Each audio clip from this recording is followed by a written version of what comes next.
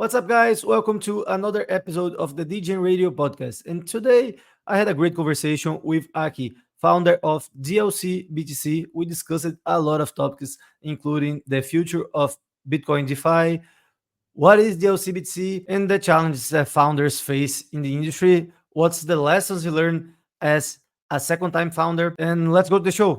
So, hey, Aki, welcome to the show, man. Thanks so much for coming. And Aki, can you introduce yourself and talk a little bit about your background and how did you manage to start dlcBTC?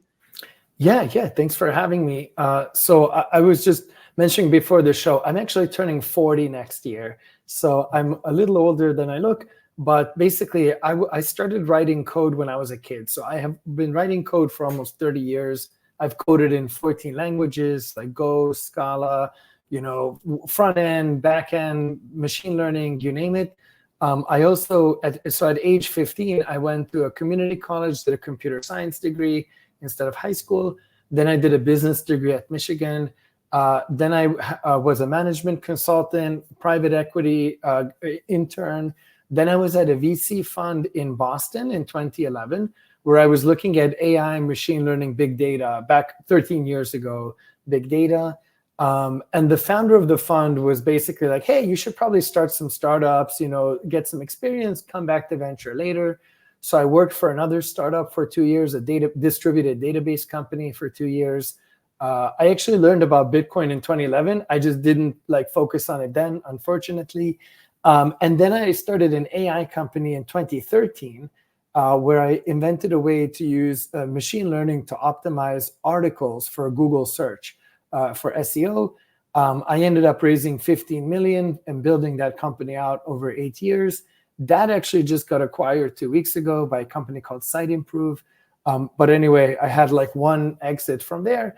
And then 3 years ago, so 3 years ago, I was the CEO there, but I had wanted to work on something new. So we promoted our chief revenue officer to be the CEO. He was running the company from there on. And I came to crypto full-time 2021 in order to just kind of create my second startup, because number one was the first startup is very hard. I don't know if any entrepreneurs in this audience might agree, but the first startup is very, very hard, especially if it's venture-backed and you have a board and people are always kicking your butts. So I wanted to do number two and do, better, faster, more interesting, etc. And I came to crypto full time to do that. And basically I was looking at, where could we build something new? And so 3 years ago, I realized building on Bitcoin would be very interesting and high impact. And that's when I started DLC Link I found my co-founder, Jesse, who's our CTO, and we started this company. And we created a new way to bring Bitcoin to DeFi on other chains, which I will describe. Yeah, I mean, that's a quite interesting background, like from venture to AI building to crypto. Like you went to AI when AI wasn't hot, and then you came to crypto when AI was hot. It's kind of like Stupid. No, it's not stupid. It's just it's interesting because see it shows conviction in what you're doing. Because a lot of people that don't have this conviction, they just come where they think they can find quick, easy money, and then they leave. Like how many founders, funds after 2022 just pivoted to AI, and they probably not gonna do well in AI too, because if you're doing stuff for the wrong reasons, you can only get to some so far, and then you're just gonna stall and fall probably. So yeah, it's quite interesting. And when did you start in crypto, as an enthusiast? Because you said you heard about it in 2011, went full time 2021, and when did you really found it to be very interesting to get into crypto and you feel like I want to work this? It's my timing is terrible. So I'm glad I'm not a trader because I'd probably mess it all up. But I actually, I have horror stories. I actually sold Tesla stock when it was $25 because I got it 20, sold at 25. I have all these stories of these near misses money trying to find me and being unable to. So I'm definitely maybe better engineer or innovator than I am a trader. But and part of that, to your point, is I'm not so, I don't get so energized about the prospect of money. I actually, for my first one, I really appreciated our investors and board because they really focused me on, like, you have to make money, and I was focusing on pure invention. And as a founder, you have to do both, I think. But to your point, I didn't want to create derivative companies. I didn't want to create copycats. I want to create something new, and that, and start from first principles. But to answer your question, yeah, when I saw Bitcoin in 2011, it looked really interesting. And I was just too busy to like really read into the culture of it. And then in 2016, I heard about Ethereum. And I started looking at it, but I kind of didn't look too deeply. I was just like, okay, this is interesting, but I'm really too busy. We were just raising 5 million at that time and kind of figuring out how to even like build a company that I had started. So it was really only 2020 when I had some free time. We had built out the company, and we had the leadership team, and I would say for myself, when I started 2013, my company, but 2014, 2015, it was mostly me just kind of coding, a couple people, small team of engineers, that kind of thing. And then from there on, it took another 3-4 years for me to get comfortable and learn the startup founder CEO job, because there's so much that goes into it, like sales and marketing and HR and legal. And like, there's so many skills that it was about 2020 when I started feeling kind of comfortable. Like, okay, I feel like I'm not just like constantly learning. I feel like I have a little bit of free time.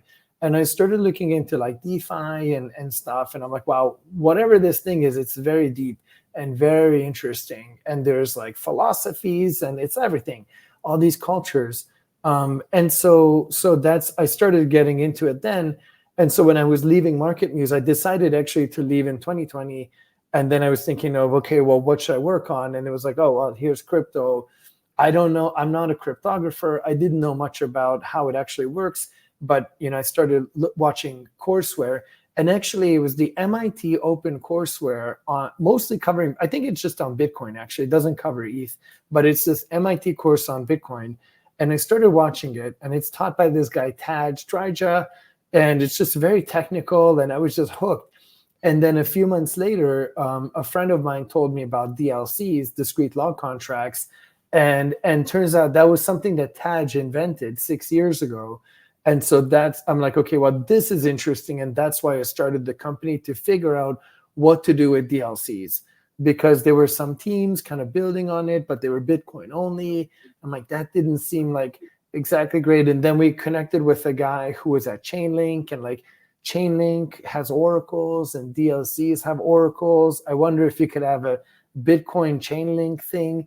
So we ended up naming it dlc.link when we started the company, kind of bringing DLCs and linking them to ETH and whatever and Chainlink. And then even from there, it took another 2 years to create dlcBTC as a decentralized wrap Bitcoin. So like it takes a few years to kind of to let these ideas like simmer, and from a product development standpoint. And then when we have the product, then it takes another 5 years to get it out into the sales and marketing, landscape, get it through sales channels, build these partnerships. So it definitely does take like 7 to 10 years to build a company. Yeah, it's when you think about like the regular timelines, yeah, 7 to 10 years, good timeline. When you look into crypto, it's like, damn, it's like when you Eternity. multiply by 7, like the dog life, it was like, damn, it's like 70 years. It's too much. Yeah, It's but true. It's true. And it's like, I've been here for one cycle. So I have one exit and one cycle. So I feel still relatively new, although now I do kind of understand how some of the DeFi stuff works. But it does seem like there's this, there's always a new narrative. There's always something. But then what we're seeing, because I was looking at interviews like 5 years ago with Arthur Hayes, when it was really just all retail. And for example, one thing that changed in this cycle are the Bitcoin spot ETFs, which now got Bitcoin in American institutions. Like, that was a big watershed, because even just having it like registered in law and in different like records and in people's brains, like I think that's going to fuel maybe the next cycle of like, Bitcoin DeFi ETFs and ETPs, ETN, whatever these, like the different TradFi products. Yeah. Man, it's probably gonna take a while to see this like really flourish outside of crypto. And for now, we build the rails to get there, right? And man, you can explain, like, for people that don't know what's dlcBTC? Can you explain overview what it is? So the problem we're solving is if you have Bitcoin, whether you're retail or institution, you can hold it, but then you don't earn a yield. So if you're holding this thing for years and years, decades, generations, whatever, even a 5% yield, although maybe feels low for some of the degens out there, but even 5% compounding over, 30 years is going to actually be very significant. And so, and this is the problem that, of course, Bitcoin L2s and everybody's like kind of figuring out BTC Fi, especially. It's been a very strong narrative. But the problem is, in order to enable BTC Fi, almost in every case, you have to bridge it. So you have to send your Bitcoin to a Bitcoin L2 or to a bridge or something like that. And the problem is, as soon as you send your Bitcoin, not your keys, not your Bitcoin, you are not on Bitcoin security anymore. I don't like every, and I'm not trying to pick on anyone, but every Bitcoin L2, every bridge says Bitcoin security. But by definition, if you send it to somebody else's, because these bridges, they have 40 nodes, 60 nodes, 100 nodes. That is not Bitcoin security. That's 100 nodes built by somebody. That's not Bitcoin. So you have like an IOU, you have a deposit receipt. But if that system is hacked, or if there turns out to be any kind of collusion or any kind of faking TVL, any mirroring, any games, your Bitcoin you might not get the Bitcoin out, basically. Yeah. And so that's when 3 years ago we learned about DLCs. So DLCs are kind of like the only smart contract you actually do have in Bitcoin itself. We did not invent them. We didn't build them. They were added in with Taproot 3 years ago. And so what we do is, so dlcBTC, it's a wrapped Bitcoin that hooks into this DLC mechanism. And the way it works is, instead of bridging, you're not sending it to us, you're locking the Bitcoin with yourself. So you send on Bitcoin, you send your Bitcoin to yourself. You send it to a multi-sig that can only pay out to you. And when you deposit the Bitcoin, you pre-sign your address as the only place the Bitcoin can go. And so it's self-custody. You're locking it in self-custody. And when you put it into lock state, then it mints dlcBTC on ETH. And then when you burn it, you get the Bitcoin back. So it's the only Bitcoin native liquidity, solution that exists or possibly might ever exist. We'll see. I mean, there might be other technologies we're excited about, like BitVM, but for now, DLCs are the only thing that can lock Bitcoin on Bitcoin.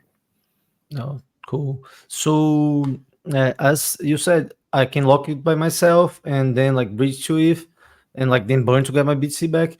Is it permissionless? Anyone can do it, or do I need like some professional institutions to do it? How does it work? Yeah. So historically, I've only had one answer, but now I have two answers. This is actually, yours is actually the first podcast where I can talk about our new product that we're incubating.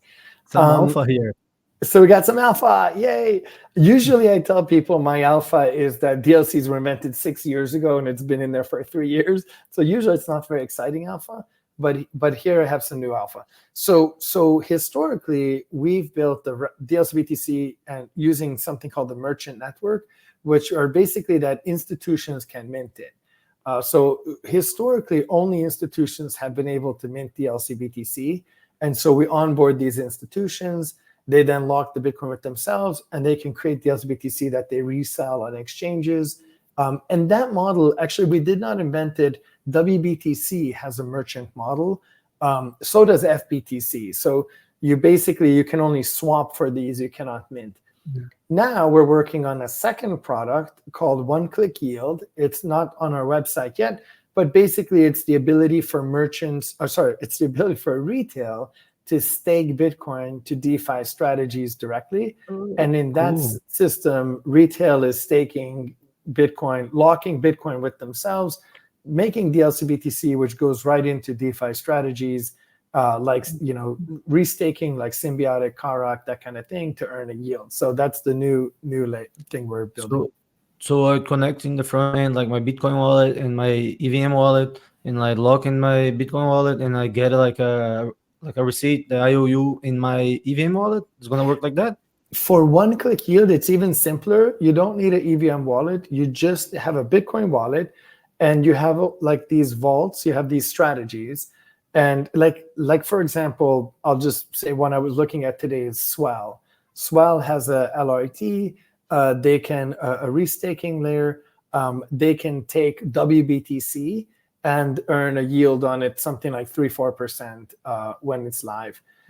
In the future, something like Swell or another LRT like Swell will be able to take native Bitcoin. You just stake it, you connect your Bitcoin wallet, you stake the Bitcoin right into Swell, and it just makes a yield. And when you unstake, you pull the Bitcoin out, and that's how it's going to work. So it's a purely like the UX is like literally one click. It's one click yield. Yeah, that's great, man. That's very interesting, and it's like a very good way to really like kickstart the Bitcoin DeFi, because like when we were saying earlier, when you use like these L2s, they're not actually L2s like in ETH. In Bitcoin is like more of a alignment. I'm not very like deep into the architecture of Bitcoin. I studied more about the EVM. But when I was listening to some podcasts about some teams building L2s, and it's like more about alignment and less about like the shared security and stuff. And every time that I hear this, some clicks in my mind a little bit of like, it does make sense, but it doesn't make that much sense. So I'm like always, but now as you can have native Bitcoin, it can attract and unlock a broader audience, right? Because the maxis and these, not just maxis, but like some more like purist Bitcoiners, they don't want to bridge to like a new L2. And I think even then would rather go to an ETH L2 or to Ethereum or Solana, because it is safer than like a new like EVM L2 that uses Bitcoin for stuff. So that's going to be interesting to see. Do you have like plans in the road? Do you have in the roadmap when you guys want to deploy it? Can you tell us if you have? Yeah, I can, and we already have some things that are deployed, and I can kind of walk through. But just your earlier point, yeah, like alignment. I hear that like in terms of meme coins, for example. Like if you like Elon Musk or whatever, you buy the Elon Musk meme coin, or there's like a million of these. But like, what if you lose money? That's not so fun. Like aligning with the culture is fun. Losing money is not fun. Yeah. Now, like there are definitely speculators and gamblers and people, and they have different reasons. It's fine. But Bitcoiners are definitely not those people, because if you became a Bitcoiner, you specifically want security and you want to store value. That's like, I mean, yeah, Bitcoin has a culture and a brand, but primarily the brand is built through not losing your money. And so the key message of Bitcoin is the right. Yeah. So like selling the alignment meme coin type vision to the safety people is, I think it's very challenging. And I think there's a lot of things that are not true. It's not true to have a Bitcoin L2. Like that term is not true, because the L2 doesn't roll up to L1. So it's not an L2, it's a side chain. There's no such thing as Bitcoin staking. You cannot stake Bitcoin. It's a proof of work chain. We have a Stanford professor saying there is Bitcoin staking, but there isn't. There's Bitcoin restaking, but there is not. Like just some of these things, like the engine. I get that everybody's like marketing and they all want to make money and so on. So they have an incentive to say things, but like the engineer in me just kind of bristles, especially because I've been in the database industry since 2011. When I was looking at the NoSQL movement, and like with databases, like, I mean, it's very precise. Like engineering is very precise. And, just like, you don't want your data like being lost in your database. You don't want your money being lost in some random blockchain design that doesn't work. So I agree. I have the same kind of not to mention that there's a lot of like points games being played, and you don't know what the points are going to be worth. So like a lot of the things are speculative, which if you're a VC, like you're investing for a 5 to 10 year horizon, and you're betting that these things will happen. But if you're a practitioner today, if you're sending your Bitcoin today to a bridge, you should at least know that you're sending it to a bridge. You should know, you should be clear with the risks. And I think when protocols are not clear about the risks, that's going to create a lot of disappointment if one of them is hacked or so, if it's lost. And it doesn't have to be theft. It could be just bad engineering or bugs. Your Bitcoin could just social engineering. Like we're seeing like every time, like most of the new hacks now are like social engineering stuff. It's not it's not a bug in the contract. It's like people like it's people tricking other people. So this is a big concern. And like coming back to what you said about the database and the people don't want to lose the data, and most crypto participants, I think they forget that the blockchain is just a big database, and our money is data. It's not something else. It's not like money. It's data that has value. And this is in a bad design. I'm not very experienced with databases and stuff, but if you have a breach in the Bitcoin, like in Babylon, let's say Babylon, if you have a breach in that, you lost the data, you lost the money, and there's no coming back. They're like billions of dollars, and you're done. That's it. And I try not to like call out anyone in particular, but let's say all of them, including Babylon, claim to be trustless, and that is literally impossible. We also, just to be clear, what's just an example about talking about Babylon? Yeah. So Babylon, a lot of L2s, they say they're trustless. But do you have a committee that can slash it, and the committee is selected by the Babylon people? It's not, it cannot be, literally cannot be trustless if you have a committee, if you have all these other engineering things. Now you can make an argument it's trust minimized.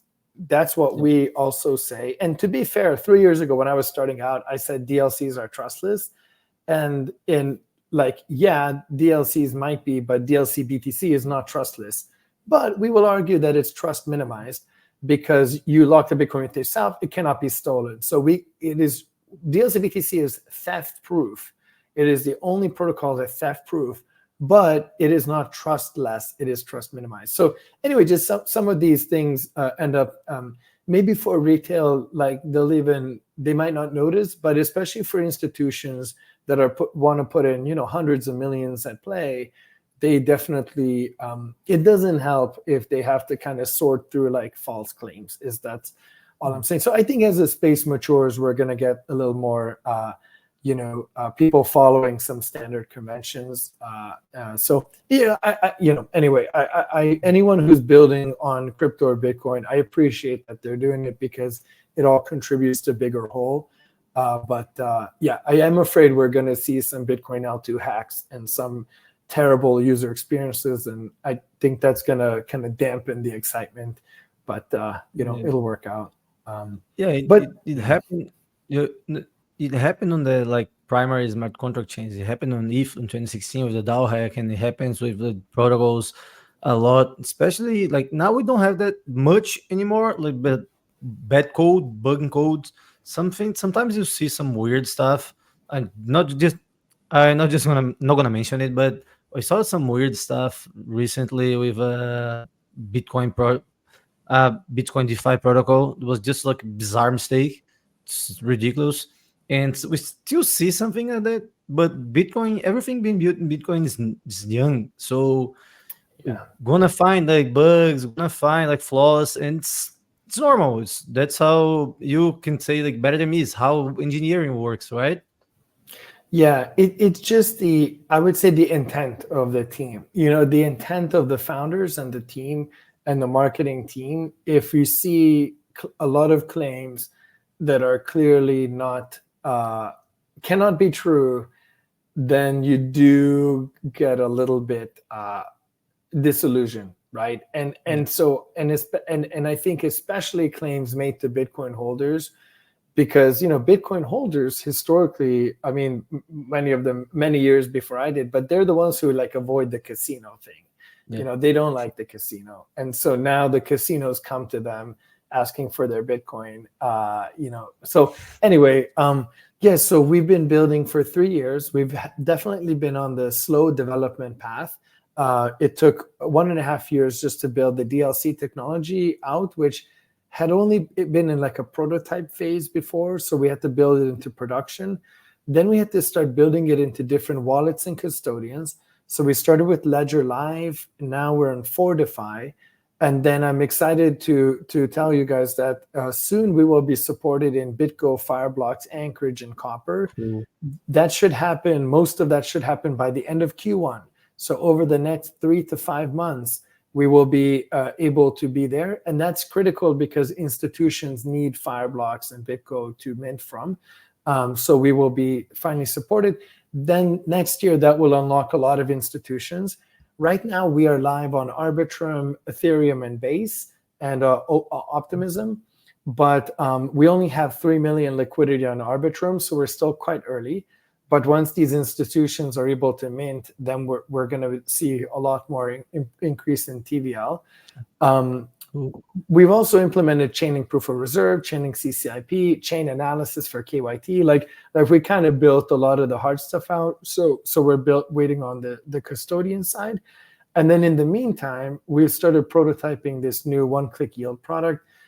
We don't really have an ETA yet, but we're also working with Symbiotic and Karak to enable staking there. But I would say even over the next few weeks, I think you'll start to see changes in our website. In the meantime, we do have a set of earning opportunities that are at dlcBTC.com.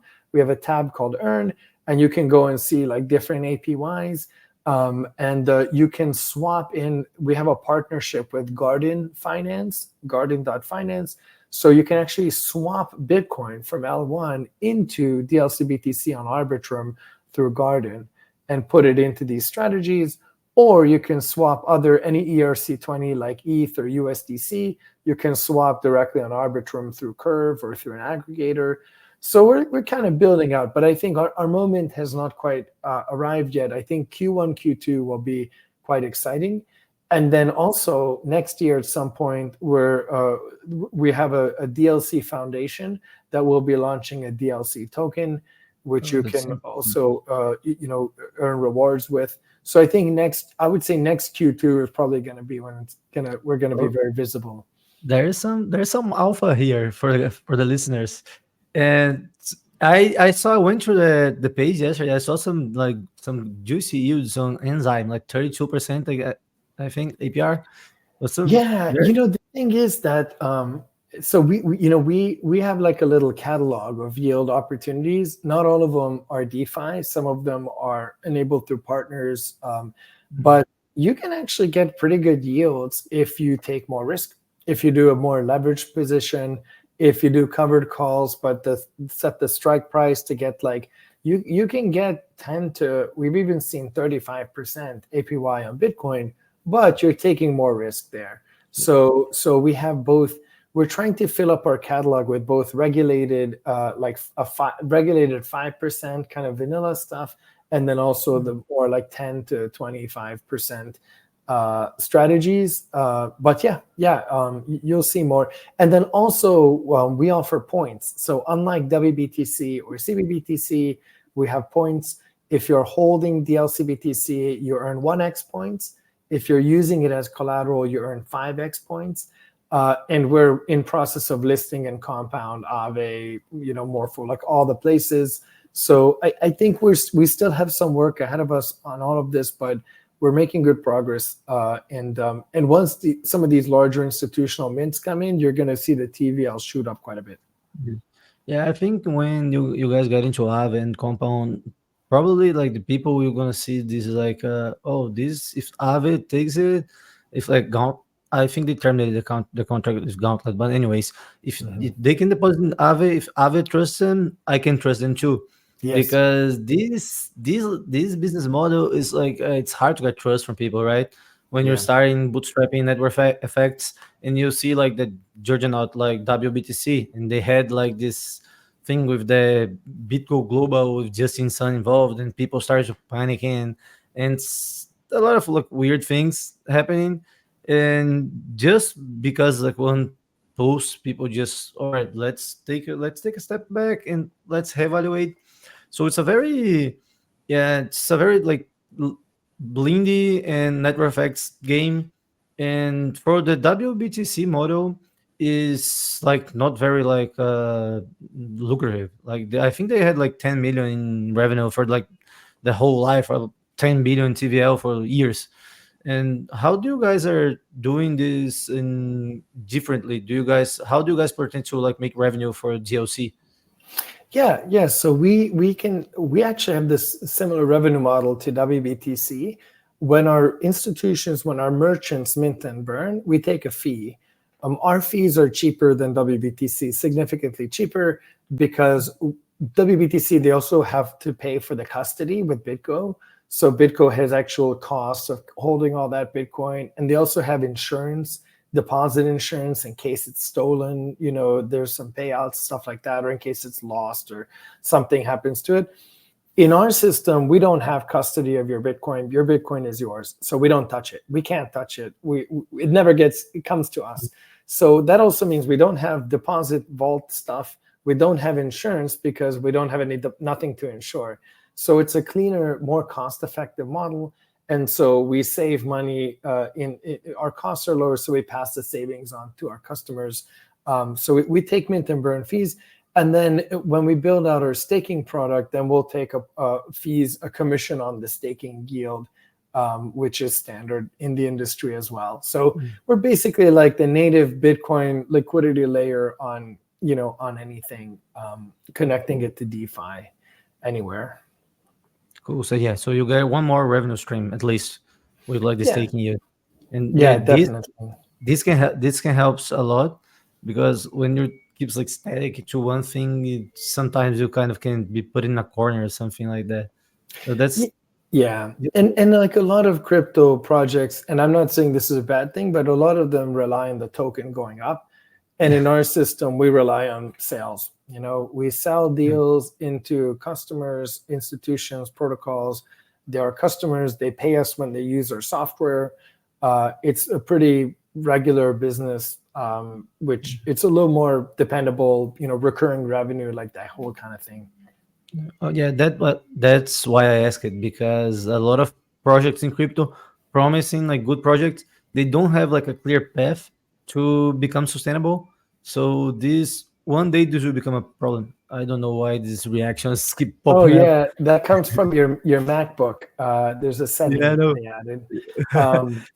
But yeah, I mean, totally, and it just, for me, I spent I spent at this point 14 years doing sales. I've done sales at 5 different companies. I built the sales team. Like, what are you doing when you do a startup? You're building and you're selling. And it just takes and there's all kinds of sales. There's direct sales, there's channel, there's partnership, there's affiliate, there's product-led growth, PLG, which is something that I haven't heard this term ever used in Web3, but the fund where I used to work, OpenView, they coined the term PLG. So I highly recommend everyone in crypto who's targeting retail check out product-led growth as a concept, because there's just different like go-to-markets, and you have to build a business. I will say I think this space is maturing. I mean, there's of course like a lot of excitement around meme coins right now, which is not a bad thing. It gets whatever gets people excited, cool. But I am also seeing a lot of sustainable businesses. We're working a lot with, for example, now we're partnering with Hashnote soon. They're out of Cumberland. Like, these are, serious businesses. We're going to have an announcement with Ripple at some point. So like, there's a B2B sales, angle here, especially, and I kind of mentally go back to the Bitcoin spot ETFs, like for American, finance to just like accept Bitcoin ETFs and then see them flourish. And that's a big unlock for TradFi, because I live in New York, all the banks are here. They see how much money can be made with crypto, and now we're not the bad guys. Now we're like the early geniuses, and that's shiny new object. the shiny new object in town. It's how it's the best way for them to make money now. Yeah. And Oh, we're seeing the tone change, and not just because it's not Biden and whatever, but we're seeing a definitely from every side a clear interest in like, wait a moment, how can we make money with this? Which is yeah, great because then that can integrate. I mean, we saw Stripe buy Bridge for over $1 billion this week, largest acquisition they ever made. Like we're seeing like, Coinbase is doing quite well. A year ago, Coinbase was just in this horrible fight with the SEC. Now they're still in the fight with the SEC, but everybody thinks, Gary Gensler sucks. I mean, yeah. like now, like people, Even the outside people thinks that too now. outside people, yeah, the presidential candidates, like no one's like backing against. Like a year ago, it was like crypto people are crazy and they think Yeah. Gary sucks. Now everyone's like, yeah, we need someone other than Gary to do this. And, you see UAE embracing crypto. You see Hong Kong continuing to embrace it despite China having banned Bitcoin. Like there's like all the movements are like, and it's great because crypto can just, I get now questions. So 2 years ago, we're getting questions like, is there a use case for crypto? Is crypto useful? Is it just a bunch of like frogs and stuff? But now it's like people are like, even my friends are like, cool, like when can we see crypto get integrated? How will I know? Like it's a very, very positive vibe from non-crypto people, which I really enjoy. I think there's like two main things coming motives behind it. The first is prices going up. People just get excited about prices going up. And the second thing is like all these TradFi institutions, they're shilling crypto as this good thing because now they can make money on it. Before they were competition, so they're like, no, this sucks. Now this they can monetize it. Now this is good. And one thing that I thought interesting when during on mainnet when we met, talking to traditional institutions, and most of them just had like it's Bitcoin. It's not gonna be banned in the US. It's like basically impossible. It's here. It's like it's consensus now. Crypto now it's consensus. Is not like weird nerds in the deep internet like looking frauds and stuff, and now it's like legit business.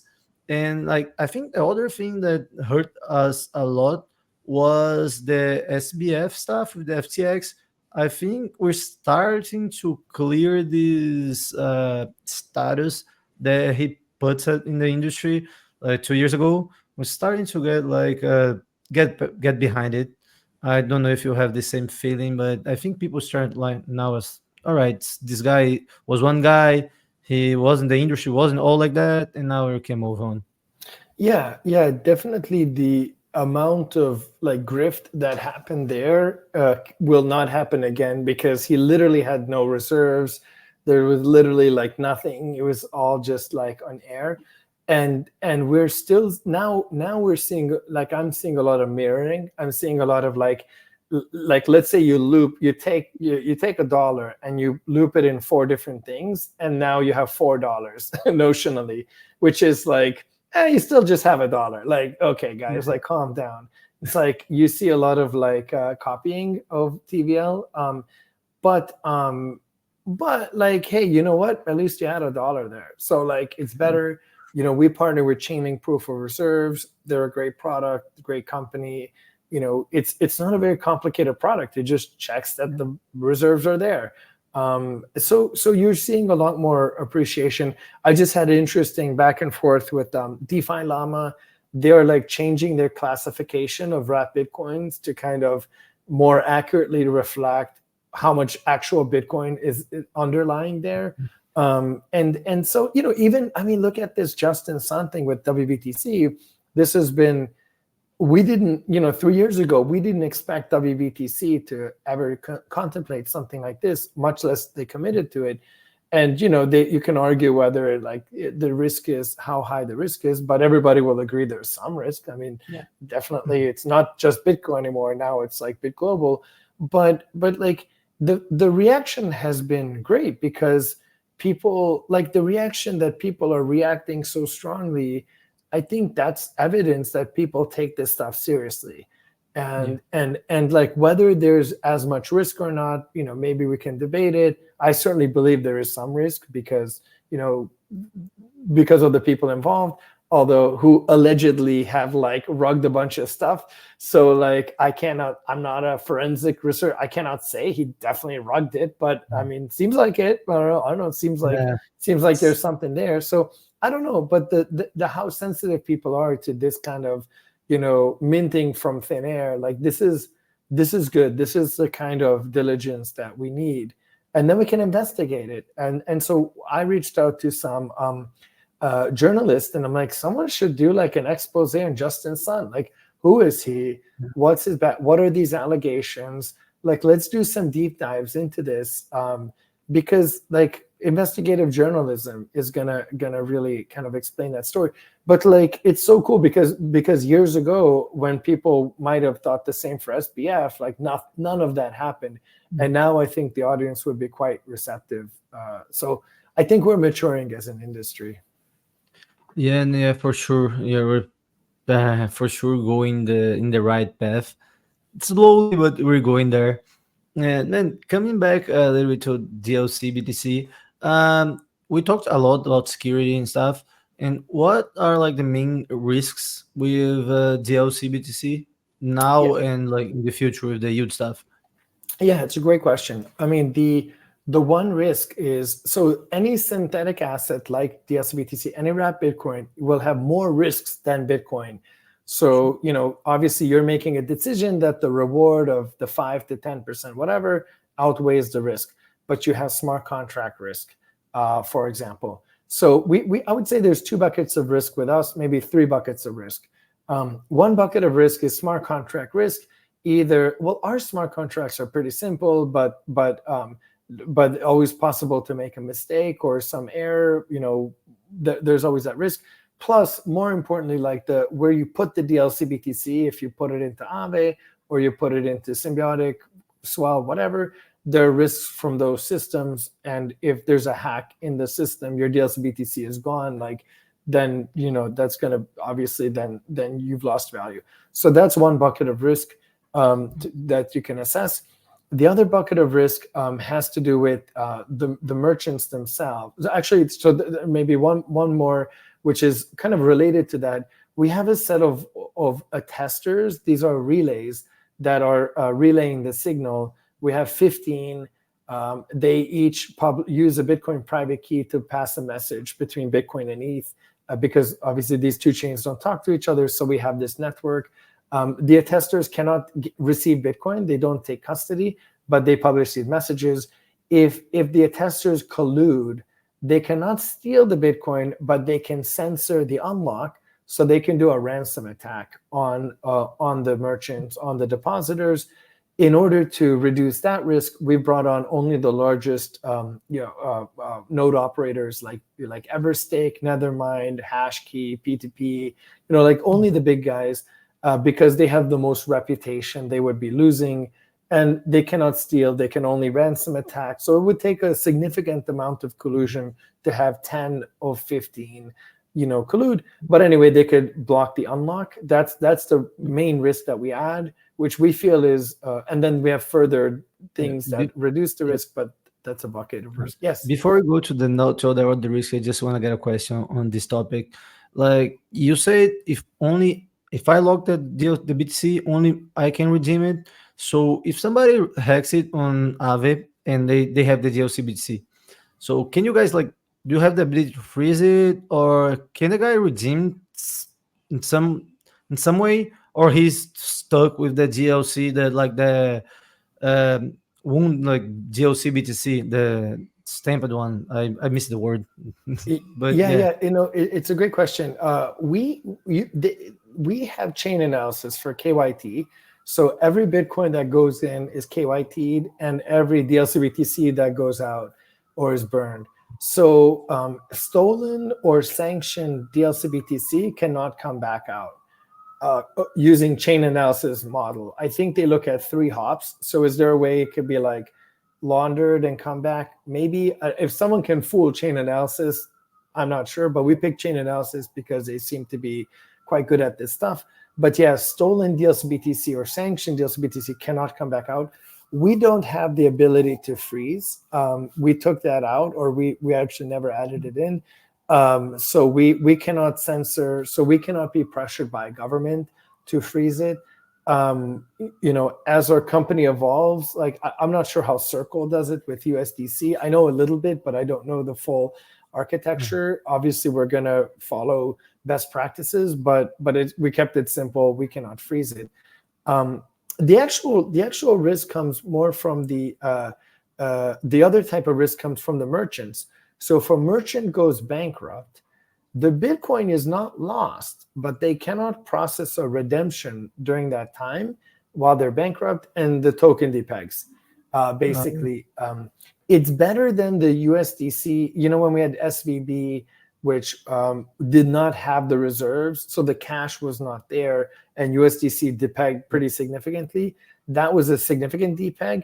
In this case, the Bitcoin is still there, so there's no problem there. It's just that no one can redeem into Bitcoin for some amount of time, and that leads to loss in consumer confidence, which leads to dlcBTC depegging. That is the risk. And we're actually talking to, there's a new protocol coming out that's a depeg swap market, where you can actually buy insurance or kind of hedge against the depeg risk, which is kind of exciting. They're called Cork protocol. So we're exploring that. But anyway, these are the risks of the. So their pitch on the Monad Madness in New York the same week as the conference, and they're pitching there. Yeah. Oh, cool. Yeah. They're in New York. Yeah, which I'm excited about. We haven't yet set this up, but there's different, there's that market, there's different insurance. There's different ways to protect against the depeg. For us, the merchants working together is helpful, because let's say one merchant and this is a difference between us and WBTC or FBTC or CBBTC. All of those companies have one place where the Bitcoin is held. That's kind of the centralization risk. In our system, every merchant has their own Bitcoin, so it's distributed. It's not fully distributed, but it's semi-distributed, semi-decentralized in the federated set of merchants. So if one merchant goes under, the other merchants, they can, have agreements between themselves to kind of, to prop up the token. Everybody has an incentive to make sure dlcBTC is working. So there's different designs there, but it's more of a institutional. The risk is more of an institutional nature, but you still have the smart contract risk of using DeFi. So we believe it's I don't want to say risk minimized. I would be making that up. But compared to the centralized or bridge Bitcoins, we believe it's a much safer model because of these both the technology and some of these legal systems we're building around it. Cool and nice. So regarding the integrations, the DeFi stuff, I think this is what put traction on something on a wrapper, on a synthetic. So you guys say you're talking to Aave on Compound. So how are you looking into these integrations? Do you have an ETA on any of this, or it's probably gonna come after you finish the integration with Copper and stuff in Q1? I would say use. No, just yeah, go ahead. You can go. No, we have about 300 DeFi protocols we're tracking across 47 chains. So we've met a lot of really cool projects that we want to be present on. But I would say the bigger mints the institutional mints are gonna unlock most of it. We are already part of the way through an Aave listing process. We're also part of the way through a Compound. We're a little bit farther ahead on a Compound listing process. And so you'll see some of these come through. We're talking to perp dexes. We're partnering with different wrap Bitcoins, actually. We're partnering with TBTC to co-incentivize liquidity and different chains.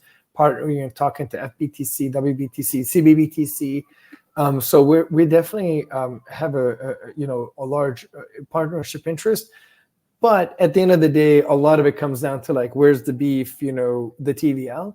And because we've chosen the institutional minting path, it does come down to BitGo Fireblocks like 80-20. Although I would even say Ledger and Fortify have unlocked a lot of opportunity for us. So we value them very highly, but nothing beats Fireblocks or BitGo. Like it just, they're like the top of the top. So, but I will say, like, I heard, and this is not like, was not from an official source, so it might be wrong, but I heard that Fireblocks supports one non-EVM chain every quarter, just one. And most of these new projects, the new chains, new Bitcoin L2s, it's very hard to get them into Fireblocks. The reason we are able to get into Fireblocks so quickly is there's nothing of our code that they have to implement. There's nothing from we don't build another chain or validators or a bridge. We just hook into Taproot that exists in Bitcoin. So all Fireblocks has to do is they have to upgrade to Taproot, and then they can people can mint dlcBTC out of there. So that's kind of the advantage of the technology, is the simplicity. Yeah, it's way easier actually. Yeah, dude, that's a great overview on dlcBTC. I'm looking forward to be using it in DeFi and earn yield on it. And I have one more question. It's more of a personal question. And how different it was for you, it is to build in Web 2 and build in Web 3 in crypto? And yeah, I'll put it this way. So, I mean, some of the differences, and I appreciate the question because it's, so my first company, we were focused on content, web content, very heavily with publishers. Web3 is definitely more focused on Twitter and Farcaster to some extent, but especially Twitter and podcasts. And, we had Slack. Here you have Telegram, but in Telegram you have groups. So you have more engagement. Like we had a lot of email. Here you have we had email and Zoom calls.